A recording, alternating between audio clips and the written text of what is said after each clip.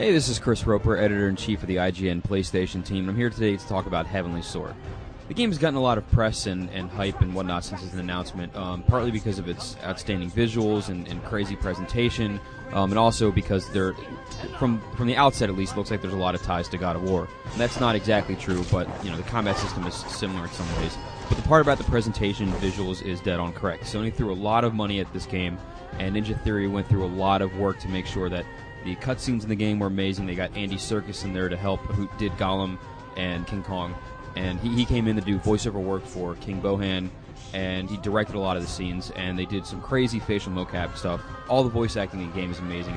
Basically, the virtual scenes and setups that they have are fantastic. The story is pretty good, but really, the whole thing is tied together by an amazing presentation package. Outside of that, though, unfortunately, the game doesn't hold up as well as we'd hope it would. It's a very pretty package, but there's not a whole lot of depth to it. The combat system of the game is actually pretty deep, and it's different in God of War in that, as opposed to just having a couple buttons that you're working with, you have three different stances in Heavenly Sword. You have a ranged, kind of wide stance, you have a fast, and then a strong stance. And these are pretty good because you can use them differently against different characters, and they actually make sense to use them. Some characters don't really work well with the strong attack, and others don't really work well with the ranged attack, so that all works pretty well.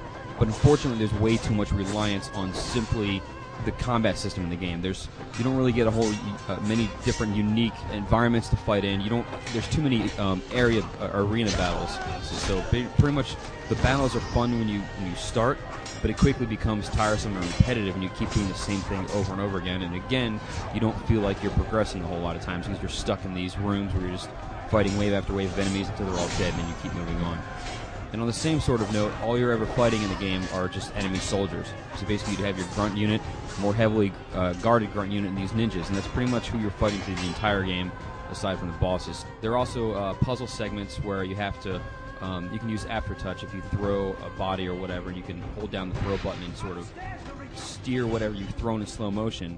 And there are some segments where you have to bounce shields and stuff off of walls in order to make them hit another object and open a door, so that the bounce doesn't work very well, and these segments are just sort of like, you have to keep trying them until you get the correct bounce to get off there, so that just wasn't tweaked very well either.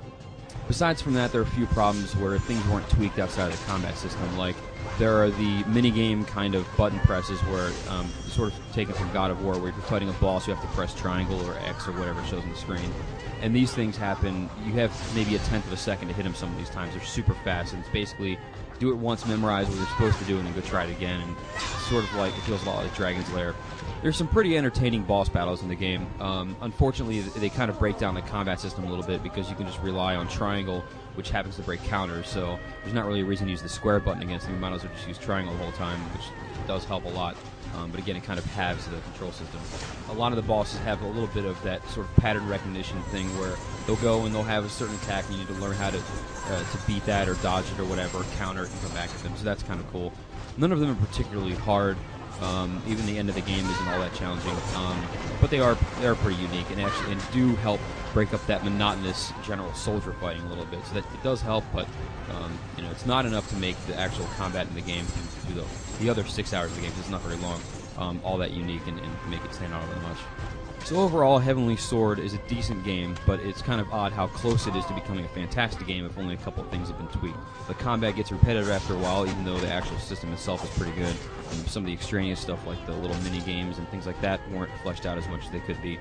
But the presentation is fantastic, and while the story isn't incredibly deep, it is fun to watch because the presentation was done so well, and the voice acting is amazing and all that kind of stuff. So if you really just want like a hack and slash game basically to go through and something pretty to look at, and the game's only like 6 hours, so you could easily beat this as a rental, and it's worth doing that. It unfortunately is just not as good as I think that everybody had hoped it would be.